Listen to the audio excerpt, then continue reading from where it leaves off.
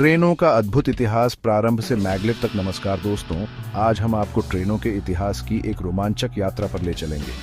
जानिए कैसे ट्रेनों ने हमारे जीवन को बदल दिया। एक समय था जब घोड़ों और बैलगाड़ियों पर निर्भर रहते थे। यात्रा लंबी और कठिन हुआ करती थी, लेकिन फिर आया आविष्कार का दौर और ट्रेनों का जन्म हुआ। ट्रेनों ने न सिर्फ दूरियों को कम किया बल्कि दुनिया भर के लोगों, संस्कृतियों और विचारों को भी जोड़ा। इस वीडियो में हम प्राचीन वैगनवे से लेकर आधुनिक मैगलेव ट्रेनों तक ट्रेनों के अविश्वसनीय सफर को देखेंगे। तो तैयार हो जाइए दोस्तों, ट्रेनों के अद्भुत इतिहास में गोते लगाने के लिए। दोस्तों, हर कहानी की एक शुरुआत होती है। ट्रेनों की कहानी भी हजारों साल पहले शुरू हुई, प्राचीन ग्रीस और रोम के जमाने में। उस समय वैगनवे का इस्तेमाल होता था। ये लकड़ी की पटरियां होती थीं, जिन पर घोड़े गाड़ियां खींचते थे। कल्पना कीजिए, विशाल पत्थरों को खदानों से निर्माण स्थलों तक पहुंचाना कितना मुश्किल रहा होगा, लेकिन इन वैगनवे ने यह काम आसान बना दिया। ये पहिए लकड़ड्डेही की पटरियों पर चलते थे, जिससे घर्षण कम होता था और गाड़ियां ज्यादा वजन खींच पाती थी। हालांकि ये वैगनवे आज की आधुनिक ट्रेनों से काफी अलग थे, लेकिन इनका सिद्धांत वही था, पहियों को एक निर्दिष्ट मार्ग पर चलाना ताकि परिवहन आसान हो सके। ये वैगनवे आधुनिक रेलवे के पूर्वज थे, जिनकी बुनियाद पर आगे चलकर ट्रेनों का निर्माण हुआ। ये प्राचीन व्यवस्था इतनी कारगर साबित हुई कि इसका इस्तेमाल सदियों तक होता रहा। रोमन साम्राज्य ने भी अपने विस्तृत सड़क नेटवर्क के साथ साथ वैगनवे का इस्तेमाल किया। खदानों, निर्माण स्थलों और शहरों को जोड़ने वाले ये मार्ग रोमन साम्राज्य की तरक्की का एक महत्वपूर्ण हिस्सा थे। लेकिन दोस्तों, प्रगति का पहिया कभी नहीं रुकता। समय के साथ साथ तकनीक में भी बदलाव आते गए। 16वीं शताब्दी में जर्मनी में खदानों में धातु की पटरियों और पहियों वाली गाड़ियों का इस्तेमाल शुरू हुआ। यह एक और महत्वपूर्ण कदम था जिसने आधुनिक रेलवे के विकास का मार्ग प्रशस्त किया। 18वीं शताब्दी तक इंग्लैंड में लोहे के उद्योग के विकास ने लोहे की पटरियों और पहियों को और मजबूत बना दिया। अब भारी से भारी वजन भी आसानी से ढोया जा सकता था। बस जरूरत थी एक ऐसी शक्ति की जो इन गाड़ियों को और तेजी और कुशलता से खींच सके। और दोस्तों, ये शक्ति मिली भाप से। 19वीं सदी की शुरुआत में भाप के इंजन का आविष्कार हुआ और इसी के साथ शुरू हुई ट्रेनों की असली क्रांति। दोस्तों, 19वीं सदी का आगमन हुआ एक नई शक्ति को लेकर, भाप की शक्ति। और इसी शक्ति ने जन्म दिया पहले स्टीम लोकोमोटिव का। कई निवेशकों और इंजीनियरों ने भाप से चलने वाले इंजन बनाने की कोशिश की, लेकिन सफलता मिली एक ऐसे व्यक्ति को जिसका नाम इतिहास के पन्नों में हमेशा के लिए अंकित हो गया, जॉर्ज स्टीफेंसन। सन 1814 में स्टीफेंसन ने अपना पहला सफल भाप से चलने वाला लोकोमोटिव बनाया, जिसे ब्लूचर नाम दिया गया। यह लोकोमोटिव कोयले की खदानों में इस्तेमाल होने वाली गाड़ियों को खींचने के लिए बनाया गया था। लेकिन स्टीफेंसन यहीं नहीं रुके। उन्होंने अपने डिजाइन में सुधार जारी रखा और 1825 में एक ऐसा लोकोमोटिव बना डाला जिसने दुनिया को बदल दिया, लोकोमोशन नंबर 1। ये लोकोमोटिव इंग्लैंड में स्टॉकटन और डार्लिंगटन रेलवे पर चलाया गया। यह पहला अवसर था जब सार्वजनिक रेलवे पर भाप से चलने वाली ट्रेन का संचालन किया गया। इस घटना ने परिवहन के क्षेत्र में एक नए युग की शुरुआत की। लोकोमोशन नंबर 1 की सफलता ने दुनिया भर में रेलवे के प्रति रुचि पैदा की। लोगों ने महसूस किया कि यह एक ऐसी तकनीक है जो दुनिया को बदल सकती है। और दोस्तों, वे गलत नहीं थे। स्टीफेंसन के लोकोमोटिव ने सिद्ध कर दिया कि भाप की शक्ति का इस्तेमाल तेज और कुशल परिवहन के लिए किया जा सकता है। यह औद्योगिक क्रांति का एक महत्वपूर्ण मोड़ था जिसने दुनिया भर में रेलवे के तेजी से विस्तार का मार्ग प्रशस्त किया। अब सवाल यह था कि इस नई तकनीक का इस्तेमाल सिर्फ माल ढोने के लिए किया जाएगा या फिर यात्रियों को भी इसका लाभ मिल पाएगा। जवाब जानने के लिए हमें थोड़ा और आगे जाना होगा। दोस्तों, स्टीम लोकोमोटिव के आविष्कार के बाद ये तो तय हो गया था कि इसका इस्तेमाल सिर्फ माल ढोने तक ही सीमित नहीं रहेगा। लोगों के मन में यह सवाल उठने लगा था कि क्या भाप से चलने वाली ये ट्रेनें उन्हें भी एक जगह से दूसरी जगह ले जा सकती हैं। और दोस्तों, ये सपना जल्द ही हकीकत बनने वाला था। सन 1830 में एक ऐतिहासिक घटना घटी जिसने परिवहन के इतिहास को हमेशा के लिए बदल दिया। इंग्लैंड में ही लिवरपूल और मैनचेस्टर के बीच दुनिया की पहली सार्वजनिक यात्री रेलवे लाइन खोली गई। इस रेलवे लाइन पर चलने वाली पहली ट्रेन थी द रॉकेट। यह ट्रेन भी जॉर्ज स्टीफेंसन और उनके बेटे रॉबर्ट स्टीफेंसन ने ही डिजाइन की थी।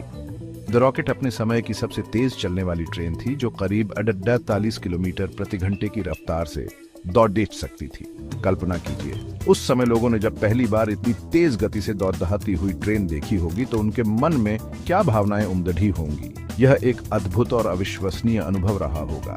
पहली यात्री ट्रेन की सफलता ने दुनिया भर में रेलवे के विकास को और तेज कर दिया।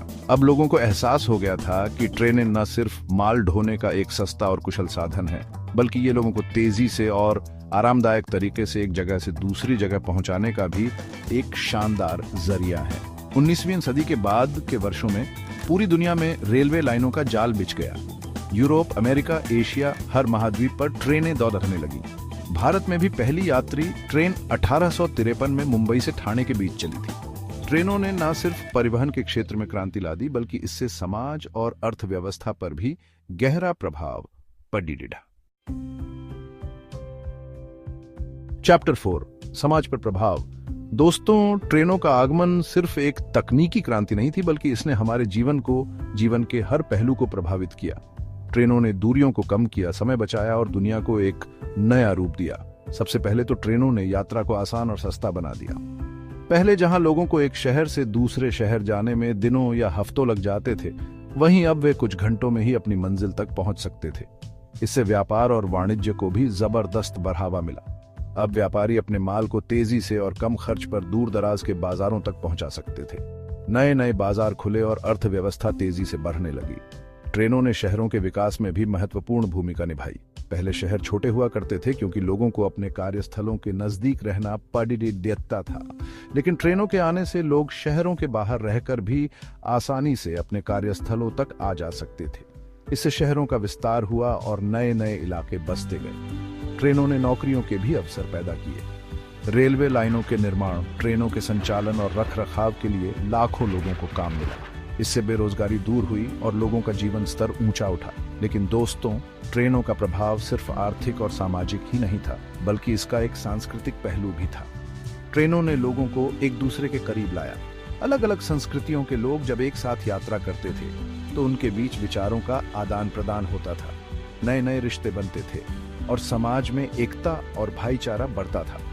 ट्रेनों ने साहित्य, कला और फिल्मों को भी प्रभावित किया। कई महान लेखकों, कवियों और फिल्मकारों ने ट्रेनों को अपनी रचनाओं का हिस्सा बनाया। ट्रेनों से जुड़ी कई कहानियां पीढ़ी दर पीढ़ी चली आ रही हैं और हमें मनोरंजन प्रदान करती हैं। ट्रेनों ने हमारी दुनिया को बदल दिया और आज भी यह परिवर्तन जारी है। चैप्टर 5, दोस्तों, 19वीं सदी का अंत और 20वीं सदी का आरंभ। यह समय था जब रेलवे अपने शिखर पर थे। इस युग को कहा जाता है रेल मार्गों का स्वर्ण युग। यह वो समय था जब ट्रेनें सिर्फ परिवहन का साधन नहीं रहीं, बल्कि वो भव्यता, शान शौकत और रोमांच की प्रतीक बन गई थी। इस युग में दुनिया ने कुछ बेहद खूबसूरत और शानदार ट्रेनों को जन्म दिया। इन ट्रेनों में हर सुख सुविधा का ख्याल रखा जाता था। इनमें आलीशान डाइनिंग कार, बार, लाइब्रेरी और सोने के लिए आरामदायक कैबिन हुआ करते थे। ओरिएंट एक्सप्रेस इस युग की सबसे मशहूर ट्रेन थी। यह ट्रेन पेरिस से इस्तांबुल तक चलती थी और अपनी शानदार सजावट, स्वादिष्ट भोजन और बेहतरीन सेवाओं के लिए मशहूर थी। कई मशहूर हस्तियों, राजनेताओं और लेखकों ने इस ट्रेन में सफर किया और अपने अनुभवों को अपनी किताबों और कहानियों में बयां किया। यह युग रेलवे तकनीक के लिहाज से भी बहुत खास था। इस दौरान तेज और शक्तिशाली इंजनों का निर्माण हुआ जो ट्रेनों को और भी तेज गति प्रदान करते थे। रेलवे लाइनों का विस्तार भी तेजी से हुआ और दुनिया के अधिकांश हिस्सों को रेल मार्ग से जोड़ा दिया गया। लेकिन दोस्तों, यह स्वर्ण युग हमेशा के लिए नहीं रह सका। 20वीं सदी के मध्य में हवाई यात्रा के विकास और सड़क परिवहन के बढ़ते प्रभाव ने रेलवे के लिए चुनौतियां पैदा कर दी। लोगों ने हवाई जहाज और कारों को अपनाना शुरू कर दिया क्योंकि ये ज्यादा तेज और आरामदायक थे। हालांकि रेलवे का महत्व कभी कम नहीं हुआ। आज भी ट्रेनें लाखों लोगों के लिए परिवहन का एक प्रमुख साधन है और माल ढुलाई में भी इनकी अहम भूमिका है। और दोस्तों, तकनीक में निरंतर हो रहे विकास के साथ रेलवे भी अपने आप को निरंतर अद्यतित कर रहे हैं। चैप्टर 6, दोस्तों, अब तक हमने ट्रेनों के विकास और उनके समाज पर पीडीडी देने वाले प्रभाव के बारे में जाना। लेकिन एक कहानी अभी बाकी है, एक ऐसी कहानी जो मानवीय इच्छा शक्ति, दृढ़ संकल्प और अदम्य साहस का प्रतीक है। यह कहानी है ट्रांसकॉन्टिनेंटल रेलमार्ग की। 19वीं सदी के उत्तरार्ध में संयुक्त राज्य अमेरिका दो हिस्सों में बंटा हुआ था, पूर्वी तट और पश्चिमी तट। दोनों तटों के बीच दूरी बहुत ज्यादा थी और यात्रा लंबी और खतरनाक हुआ करती थी। ऐसे में एक ऐसे रेल मार्ग की जरूरत महसूस की जा रही थी जो इन दोनों तटों को जोड़ सके। यह एक बहुत बड़ी चुनौती थी। हजारों मील लंबी रेलवे लाइन बिछानी थी, वो भी ऐसे इलाकों में जहां पहाड़देश, नदियां, रेगिस्तान और घने जंगल थे। इसके अलावा इस परियोजना में भारी धन और मानव श्रम की आवश्यकता थी। लेकिन दोस्तों, मुश्किलें कितनी भी बड़ी क्यों ना हो, मानव की इच्छा शक्ति उनसे भी बड़ी होती है। 1863 में इस महत्वाकांक्षी परियोजना की शुरुआत हुई। दोनों तटों से रेलवे लाइन बिछाने का काम शुरू हुआ और हजारों मजदूरों, इंजीनियरों और सर्वेक्षकों ने दिन रात एक करके इस सपने को साकार करने में अपना योगदान दिया। आखिरकार 6 साल की कड़ी मेहनत के बाद 10 मई 1869 को यह ऐतिहासिक क्षण आया जब दोनों तरफ से आ रही रेलवे लाइनों को यूटा के प्रोमोटरी पॉइंट पर जोड़ दिया गया। इस अवसर पर पूरे देश में खुशी की लहर दौड़ गई। ट्रांसकॉन्टिनेंटल रेल मार्ग के निर्माण ने अमेरिका के इतिहास में एक नए युग की शुरुआत की। इससे पूर्वी और पश्चिमी तटों के बीच यात्रा का समय कई हफ्तों से घटकर कुछ दिनों रह गया। व्यापार और वाणिज्य को जबरदस्त बढ़ावा मिला और पश्चिमी राज्यों का तेजी से विकास हुआ।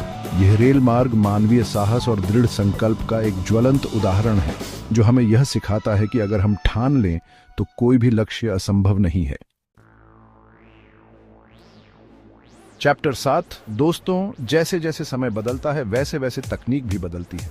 ट्रेनों के क्षेत्र में भी निरंतर नए नए प्रयोग होते रहे हैं और आज हम एक ऐसे युग में जी रहे हैं जहां ट्रेनें हवा में उड़ान भरने को तैयार हैं।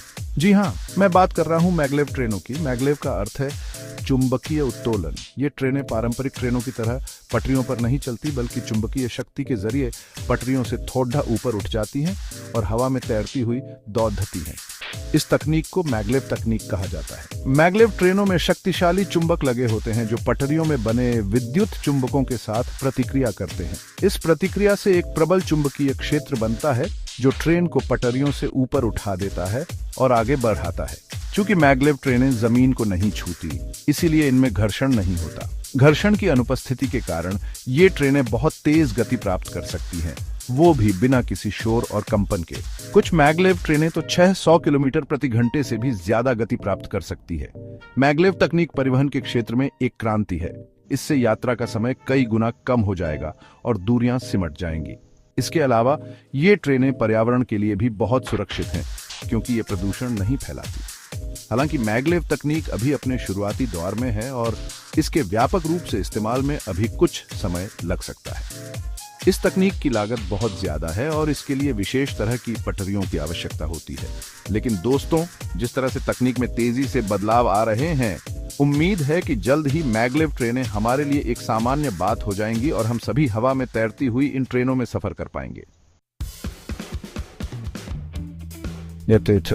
तो दोस्तों, ये था ट्रेनों का अद्भुत इतिहास।